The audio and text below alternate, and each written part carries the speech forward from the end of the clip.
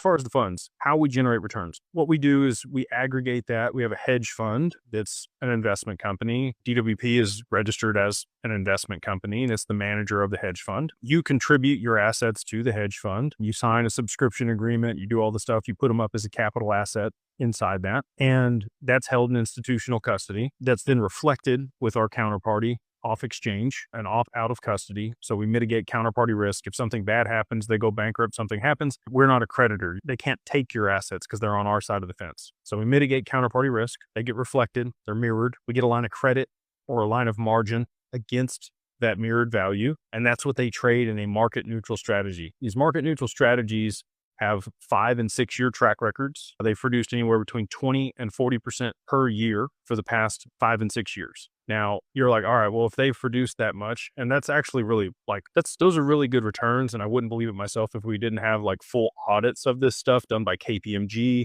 and Deloitte, like the top 4 audit firms. Okay. The tear sheets are awesome on these funds that we have. We get an 80% line of margin against the reflected XRP. And then we only ever trade 40 to 60% of that line of margin. And the reason we do that is to mitigate volatility risk. When we had the crash on 1010, no XRP got called away and nothing bad happened. It worked perfect. And if you could ever have a test of the way that we've structured this to make sure that there wasn't going to be a problem, that was it. So we lost no XRP because that's our number 1 rule. Our number 1 rule is don't lose XRP.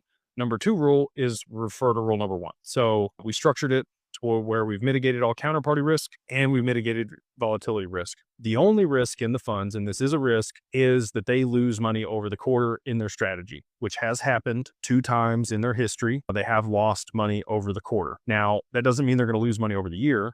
They've made anywhere between 20 and 40% per year.